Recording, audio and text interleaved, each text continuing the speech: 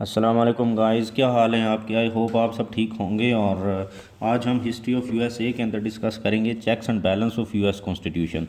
Previous lecture की ये continuity है जिसके अंदर हमने डिस्कस किया था salient features of US constitution को। तो आज हम डिस्कस करेंगे चेक्स एंड बैलेंस को। तो ये बहुत इंपॉर्टेंट लेक्चर है। इसको अगर आप कंप्लीट वीडियो देखना चाहते हैं और बाकी लेक्चर जो यूएस हिस्ट्री के ऊपर हैं वो भी देखना चाहते हैं तो मेरे चैनल को सब्सक्राइब कर दें। अच्छा, checks and balance of US constitution जो है ये इसलिए भी ज़्यादा इंपॉर्टेंट है कि इसके ऊपर 20 नंबर का कंप्लीट क्वेश्चन जो है वो आ चुका है 2019 के अंदर, और डायरेक्टली उसने पूछा checks and balance of US constitution के बारे में। तो हम सबसे पहले डिस्कस करेंगे कि three wings of the state कौन से हैं जिनके लिए basically checks and balance of US constitution को फार्मूलेट किया गया। तो there are three wings of the state: legislature, executive and judiciary. Legislature जो है यूएस का, that is lower house and upper house. Lower house है house of representatives and upper house is senate. तो lower house की जो election होते हैं उसके लिए लोग 2 साल के लिए इलेक्ट होते हैं, और अपर हाउस सेनेट जो है उसका भी डायरेक्ट इलेक्शन है और उसके लिए लोग जो हैं वो 6 साल के लिए इलेक्ट होकर आते हैं। अच्छा, उसके बाद एग्जेक्टिव है। एग्जेक्टिव इज़ प्रेसिडेंट, और प्रेसिडेंट का भी डायरेक्ट इलेक्शन होता है और वो 4 साल के लिए इलेक्ट होता है। And the other is judiciary. Judiciary जो है वो लाइफ टाइम के लिए होती है। फॉर एग्ज़ाम्पल, अगर एक जज हो गया है, लेजिस्लेचर ने उसको अप्रूव कर दिया on the nomination of executive, तो वो जज जो है वो लाइफ टाइम के लिए जज बन जाएगा। तो ये basically three wings of the state हैं या इंस्टीट्यूशंस ऑफ द स्टेट हैं जिनके दरमियान एक वर्केबल बैलेंस डेवलप करने के लिए ये चेक्स एंड बैलेंस को फार्मूलेट किया गया। तो अभी हम देखेंगे कि why these checks and balances were formulated. Reason क्या थी? Number 1, to create workable balance between these institutions और दीज थ्री विंग्स, ताकि अच्छा, क्यों? To not let over power any institution, किसी भी इंस्टीट्यूशन को ओवर पावर होने से रोकने के लिए और एक वर्केबल बैलेंस डेवलप करने के लिए ये चेक्स एंड बैलेंस रखे गए हैं। क्यों, कैसे? कि ऐसा ना हो कि लेजिस्लेचर के पास इतनी पावर आ जाए कि वो एग्जेक्टिव को भी काम ना करने दे और जुडिशरी को भी। या पाकिस्तान के अंदर जैसे हम देखते हैं कि जुडिशरी जो है वो एग्जेक्टिव के काम कर रही होती है। वो जजेस जो हैं वो अस्पतालों के चक्कर काट रहे होते हैं, वो देखते हैं कि वहाँ पर मैनेजमेंट कैसी है, या जेलों के देख रहे होते हैं कि वहाँ पर मैनेजमेंट कैसी है। तो ये जजेस का काम नहीं है। तो ये क्या होता है बेसिकली, ये एक इंस्टीट्यूशन जो है वो दूसरे इंस्टीट्यूशन के डोमेन के अंदर इंटरवीन कर रहा होता है, या इंक्रोचमेंट होती है एक इंस्टीट्यूशन की अपने लिमिट्स को क्रॉस करके जब वो दूसरी डोमेन किसी और इंस्टीट्यूशन के डोमेन के अंदर इंटरवीन करता है। तो बेसिकली ये इसलिए डेवलप किए गए ताकि कोई भी इंस्टीट्यूशन जो है वो अपनी, कोई भी विंग जो है वो अपनी डोमेन को क्रॉस ना करे और दूसरे के काम को रोकने या उसकी डोमेन के अंदर इंटरवीन करने से कन्फाइंड किया, उसको रिस्ट्रेन किया जाए। अब चेक्स एंड बैलेंस क्या हैं? इसको मैंने बड़े आसान तरीके से लिखा है ताकि एक ही दफ़ा देखने से आपको समझ आ जाए। चेक्स एंड बैलेंस, नंबर 1 हम पढ़ेंगे एग्जेक्टिव ओवर लेजिस्लेचर के। एग्जेक्टिव के कौन कौन से चेक्स हैं, क्या चेक्स हैं ओवर द लेजिस्लेचर, मतलब प्रेसिडेंट के कौन से चेक्स हैं उनकी लोअर और अपर हाउस के ऊपर। तो उसमें यह है, पहले हम एग्जेक्टिव के चेक्स ओवर द लेजिस्लेचर पढ़ेंगे। तो उसमें क्या है, लेजिस्लेचर जो है फॉर एग्जांपल लोअर हाउस और अपर हाउस जो है, मतलब house of representatives and senate, अगर कोई बिल जो है वो 2/3 मेजोरिटी से पास कर लेते हैं।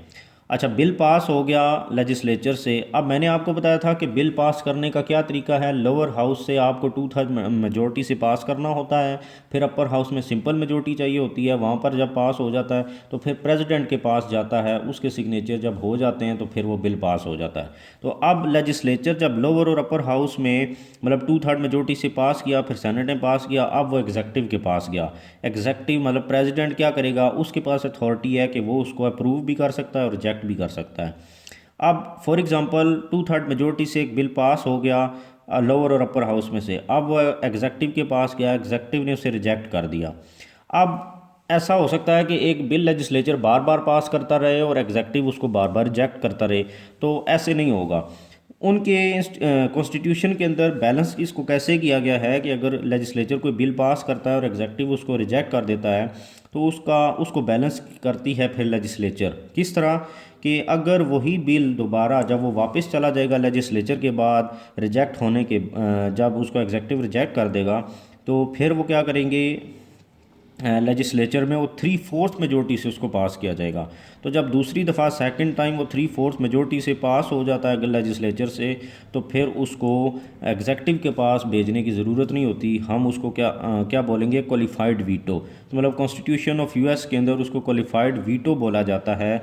जब एक बिल एग्जेक्टिव रिजेक्ट कर देता है फर्स्ट टाइम 2/3 मेजोरिटी से पास जो हुआ, और दोबारा जब उसको लेजिस्लेचर में 3/4 मेजोरिटी से पास कर दिया जाता है तो फिर उसको हम क्वालिफाइड वीटो बोलते हैं।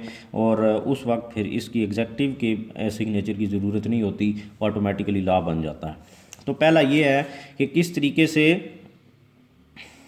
एग्जेक्टिव जो है वो लेजिस्लेचर के ऊपर चेक रखता है कि एग्जेक्टिव लेजिस्लेचर अगर कोई गलत काम करता है या ऐसा बिल, क्योंकि ये डायरेक्ट इलेक्शन से आता है, और कोई ऐसा बिल अगर पास कर रहा है लेजिस्लेचर जो कि प्रेसिडेंट समझता है कि ये पब्लिक इंटरेस्ट में नहीं है, तो वो उसको क्या कर सकता है, वो रिजेक्ट कर सकता है। बेसिकली ये इसके पास पावर है और ये इसका चेक है ओवर द लेजिस्लेचर।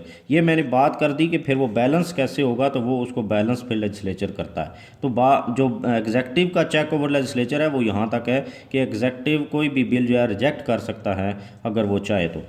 नंबर 2, अगर कोई बिल लेजिस्लेचर पास करता है 2/3 मेजोरिटी के साथ, ठीक है, तो एग्जेक्टिव क्या करता है, एग्जेक्टिव के पास ये पावर होती है कि वो अगर उसके ऊपर कोई एक्शन ना ले तो वो ना ले, उसकी मर्ज़ी है। अब कैसे होता है, फॉर एग्जांपल एक बिल पास किया 2/3 मेजोरिटी से लेजिस्लेचर ने, वो बिल पास हुआ 2/3 मेजोरिटी से, अब 10 दिन तक एग्जेक्टिव उसके ऊपर कोई एक्शन नहीं लेता, प्रेसिडेंट ने कोई एक्शन नहीं लिया, तो अब वो क्या होगा, 10 दिन के बाद वो ऑटोमेटिकली वो बिल नल एंड वाइड हो जाएगा। ठीक है, तो ये बेसिकली क्या है, एग्जेक्टिव का चेक है दूसरा लेजिस्लेचर के ऊपर। उसके बाद एग्जेक्टिव का तीसरा चेक कि अगर एग्जेक्टिव के चाहे कोई बिल पास कराना चाहे लेजिस्लेचर में से और लेजिस्लेचर उस बिल को पास ना करे, तो फिर एग्जेक्टिव को यूएस कॉन्स्टिट्यूशन ये अथॉरिटी देता है कि वो एग्जेक्टिव ऑर्डर पास कर दे। जब वो एग्जेक्टिव ऑर्डर पास कर देगा तो लेजिस्लेचर उसको फिर बैलेंस नहीं कर पाता।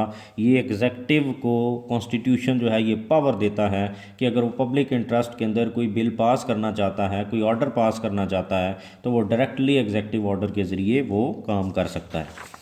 उसके बाद अच्छा, इस चीज़ को फिर बैलेंस कैसे किया जाता है कि अगर एग्जेक्टिव कोई ऐसा काम कर देता है जो पब्लिक इंटरेस्ट के अगेंस्ट हो या कोई भी ऐसा काम जो सही नहीं है, तो उसको फिर जुडिशरी रिव्यू कर देती है। जुडिशरी रिव्यू के ज़रिए अगर कोई अनकॉन्स्टिट्यूशनल ऑर्डर प्रेसिडेंट ने पास कर दिया तो वो इस तरीके से बैलेंस भी हो जाता है फिर। अच्छा, उसके बाद फिर क्या है, नंबर 4 पे डायरेक्ट पब्लिक स्पीच। एयरफोर्स 1 एक जहाज़ है जो कि यूएस प्रेसिडेंट उसको यूज़ कर सकता है। तो अगर कोई ऐसी इमरजेंसी सिचुएशन हो गई कि जिसके अंदर वो चाहता है कि डायरेक्ट वो पब्लिक से रेफरेंडम कराए, तो वो क्या करता है, उस जहाज़ के अंदर बैठकर डायरेक्टली कांटेक्ट कर सकता है पब्लिक से, और रेफरेंडम अगर वो जीत जाता है तो उस रेफरेंडम को फिर ना तो जुडिशरी और ना ही लेजिस्लेचर जो है वो कोई उसको मतलब क्रॉस एग्जामिन कर सकता है। मतलब वो डायरेक्टली वो पब्लिक से, क्योंकि पब्लिक का रेफरेंडम जीत जाता है तो उसको कोई भी फिर उसके बैलेंस नहीं कर पाता, ना जुडिशरी और ना ही लेजिस्लेचर। तो ये बेसिकली चेक्स थे एग्जेक्टिव के over judiciary and legislature. Number 2, legislature over executive. अब हम चेक्स देख रहे हैं किसके देखेंगे, लेजिस्लेचर के ओवर एग्जेक्टिव एंड जुडिशरी, कि किस तरीके से लेजिस्लेचर जो है वो एग्जेक्टिव और जुडिशरी के कामों को कंट्रोल करती है। तो क्या होता है, लेजिस्लेचर कैन स्टॉप, नंबर 1 उसमें क्या है, legislature can stop executive from any action other than executive order.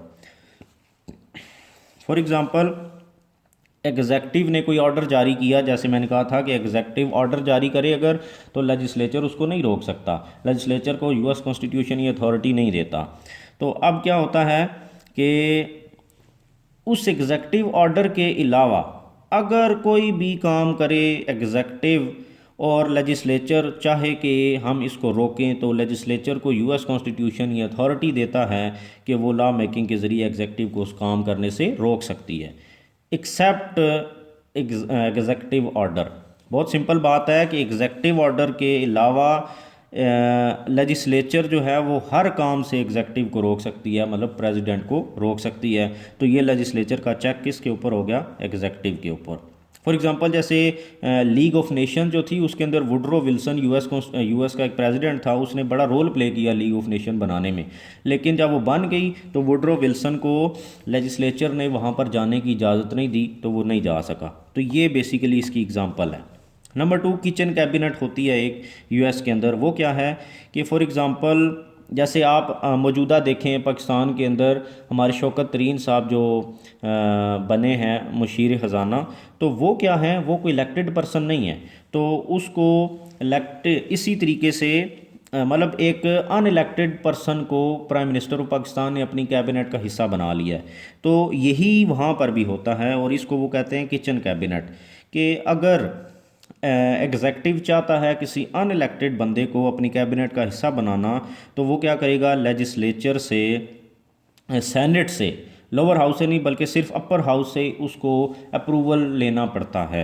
अगर अपर हाउस उसके लिए अप्रूवल दे दे तो वो किसी अनइलेक्टेड बंदे को अपनी काबीना का या उसका हिस्सा बना सकता है, अदरवाइज़ कैबिनेट का वो हिस्सा नहीं बना सकता। और जब उसने उस बंदे को निकालना होता है अपनी कैबिनेट में से, तो फिर उसके लिए उसको अप्रूवल की ज़रूरत नहीं होती। तो ये क्या हो गया, ये एग्जेक्टिव के ऊपर लेजिस्लेचर का चेक हो गया कि अगर ये कोई काम करेगा तो इनसे इजाज़त लेगा। Number 3, impeachment power. अब इम्पीचमेंट पावर क्या है कि legislature can impeach executive and judiciary both by 3/4 majority.